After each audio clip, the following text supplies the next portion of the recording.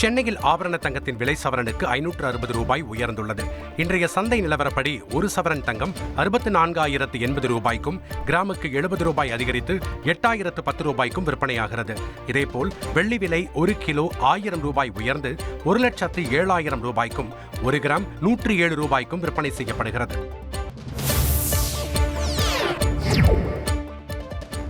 தமிழையும் பிற மொழிகளையும் அழிப்பதுதான் பாஜகவின் ரகசிய திட்டம் என்றும் அதை வெளிப்படையாக எதிர்க்கும் வலிமை கொண்டதுதான் திராவிட இயக்கம் என்றும் முதலமைச்சர் மு க ஸ்டாலின் தெரிவித்துள்ளார்.